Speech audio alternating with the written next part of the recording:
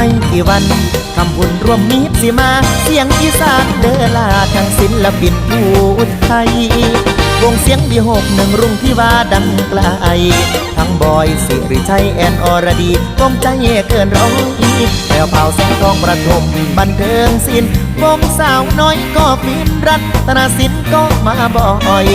ระเบียบวาทศิลป์เพชรละเพลินเก็บใจคอยอีสานนครศิลป์วงบ่อน้อยสารเล่าบันเทิงศิลป์ก็